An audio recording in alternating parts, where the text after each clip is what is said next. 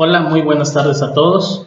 Estamos en la ciudad de Tapachula, Chiapas, el día de hoy, domingo 19 de enero del 2020. Yo soy el profesor Walter Octavio González Ordóñez, actualmente maestro de nivel telesecundaria. Estamos estudiando lo que es el doctorado en docencia en la Universidad IEXPRO. Estamos cursando lo que es la materia de seminario de constructos y desarrollos teóricos. A cargo de la asesora, que es la doctora Elizabeth Rodríguez Maza. En esta unidad, que es la unidad 2, tenemos lo que son dos lecturas que tenemos que presentar. La primera, que se llama la teoría, su estructura e importancia en la investigación científica, y la segunda, que son teorías y modelos de la explicación científica y sus implicaciones en la enseñanza de las ciencias. Vamos a desarrollar cada una de ellas, a explicar de qué trata y darles a conocer el desarrollo de estas lecturas. En la primera lectura, lo que es la teoría, en cuanto a su estructura e importancia en la investigación científica, podemos decir que es el proceso de investigación de la aplicación del método científico. El método científico, en cuanto tiene el conocimiento válido y objetivo, es heurístico y de forma algorítmico, es decir, heurístico porque tiene relación con ella misma, y en el dominio de la ciencia es fáctica y no formal. ¿Por qué es fáctica? Porque está basado en hechos, no nada más en lo teórico, basado en lo que dicen otros autores. El método dice acá que no es una receta, es un proyecto histórico, mejorable, corregible y no terminado. Bueno, el método es un instrumento que está al servicio de una inteligencia, no un sustituto del pensar. Es muy útil y da solidez el entender ciertas reglas ofrecidas por el método. No es infalible ni autosuficiente en la producción válida y verificable del conocimiento. La clasificación de la ciencia en cuanto a su análisis y discusión se divide de la siguiente manera: hay ciencia formal y ciencia factual. La ciencia formal se divide en dos, que es la lógica y la matemática, y la factual, que se divide también en dos, que es la natural y la cultural. De forma natural están lo que son la física, la química, la biología, la psicología, y la cultural, que es la psicología social. También en la clasificación de la ciencia está el problema.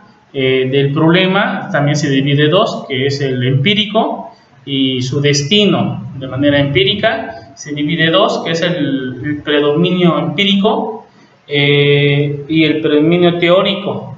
El predominio empírico abarca lo que es la sociología y la economía, la ciencia política, y el predominio teórico está la historia material y la historia de las ideas.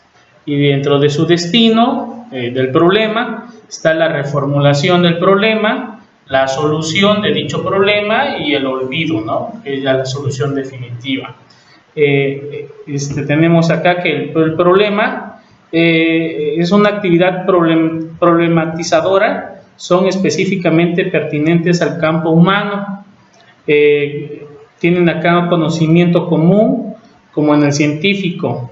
El objetivo de la actividad científica no es acumular datos, sino construir modelos, realizar teorías esquemáticas muy generales, más funcionales en su estructura, que permitan conocer, representar y predecir el comportamiento de la realidad, del problema que está pasando en la realidad, que es el objeto de trabajo, ¿no? Ese es el punto importante, lo más destacado. La teoría también está presente, tiene dos momentos definidos de la investigación y tal actividad de la investigación científica. Se caracteriza por teorizar, recoger y ordenar los datos. La construcción teórica es la etapa de la recolección y producción de datos. Es más agudo, es decir, le pone más interés, mayor control que se tenga sobre el procedimiento mismo. Entonces tenemos que ver acá que el papel del científico consiste en construir teorías, ¿no? Qué es lo que va a pasar con el problema, o qué es lo que sucedió con el problema, no deducirlas o inducirlas o sacarles datos, a pesar de que el empirismo es un poco ingenuo e ineficaz, que sean principios a través de la investigación en la cual se pueda un poco sistematizar y poderlas enriquecer más, ¿no?, con la investigación. El progreso de la ciencia se mide más por el aumento en sistematicidad, el poder explicativo y productivo, que por la organización de datos, que eso ya lo habíamos comentado, en la acumulación de argumentos aislados. Bueno, también podemos avanzar en decir que se trata de que los modelos requieran una teoría con un sentido más práctico. El modelo hace que la teoría pueda manejarse mejor, con mayor control y con mayor decisión.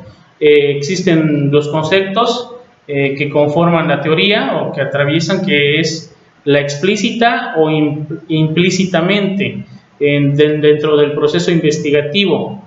Tenemos acá que la formulación de problemas se divide, podemos decir, en técnicas de recolección, una que es una unidad conceptual, que es la teoría científica como sistema de enunciados, que se supone es la explicación de la realidad del problema real que está sucediendo. En este caso estamos hablando de los problemas educativos que suceden en el interior de las escuelas, de las aulas.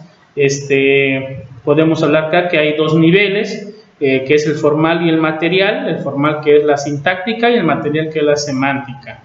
La unidad material implica que los componentes de una teoría tienen una referencia en común. Por otro lado, también hablamos de la deducibilidad. Esta es una propiedad que consiste fundamentalmente en la posibilidad de construir enunciados de nivel de extensión aplicado a las reglas deductivas. También hablamos acá de lo que es la ciencia fáctica, los axiomas que son evidentes por sí mismos, que son menos evidentes en el sistema, ya que consisten de manera general la organización de datos, ¿no? Ya habíamos hablado de eso, que la organización de datos también es importante, pero es más importante realizar la investigación de manera cualitativa. Tenemos acá también que la deducibilidad es posible, dice acá, que es debido a la unidad conceptual, de acuerdo con el grado de sistematización logrado. La invención, dice acá, la comparación entre lo previsto y lo obtenido decide una teoría misma. La invención es un proceso conocido que puede definirse de cualquier manera.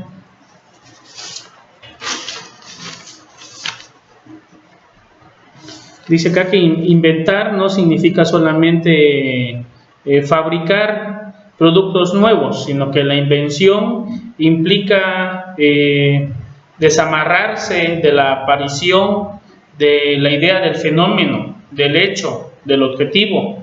El que no inventa no escucha los niveles más altos, interesantes y escondidos de la realidad. Inventar es señal de la capacidad que se tiene por parte de un sujeto para oponerse a cualquier cosa, es decir, por más difícil que sea, se puede investigar o solucionar, como el conocimiento científico, ¿no?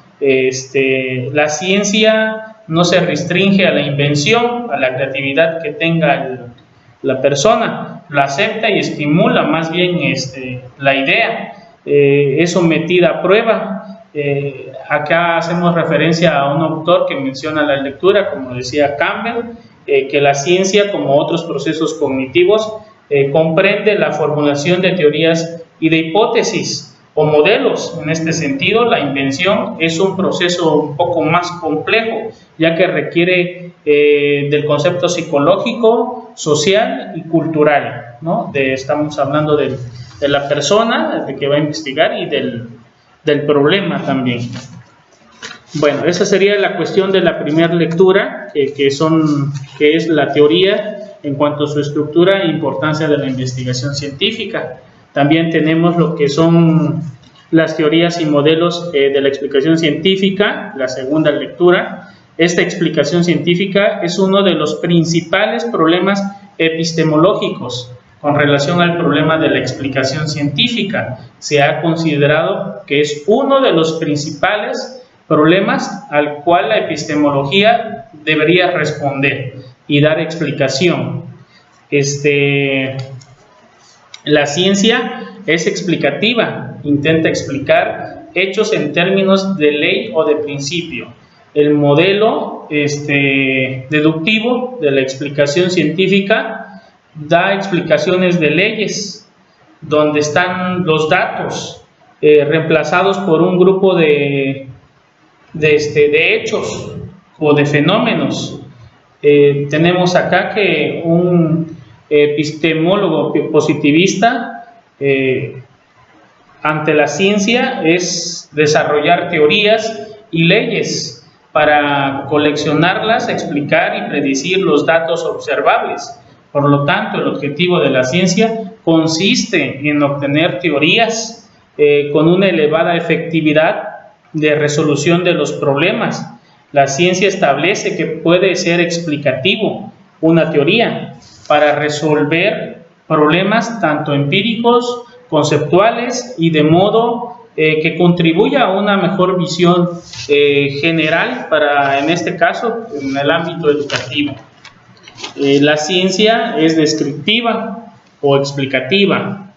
La explicación debe justificarse entre la vinculación que exista entre los datos y el suceso a explicar.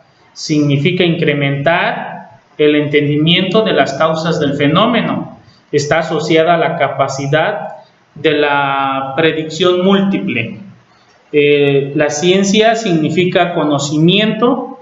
La palabra ciencia, está sistematizado y es aceptada. El conocimiento científico es la construcción humana que tiene por objetivo comprender y explicar, actuar sobre la realidad. Es decir, el conocimiento científico está constituido por juicios y raciocinios. Las teorías científicas son un conjunto de enunciados que tienen fines explicativos sobre los hechos que requiere la construcción de modelos. Los modelos visuales, por ejemplo, de los que podemos construir una imagen, o modelos físicos, que es un sistema relacionado con los demás, dado que el problema consiste en comparar una formación dada con un hecho. ¿Está el modelo adecuado o menos adecuado a esta situación o realidad? Se centra su posición en el positivismo, si es verdadera o si es falsa. Los modelos conceptuales, por ejemplo, es la interpretación de la observación y el resultado de fenómenos físicos. Dicho proceso incluye un marco teórico que sirve para explicar y predecir el comportamiento de los sistemas físicos que son objetos de estudio. Un modelo constituye por sí mismo una explicación de la realidad física.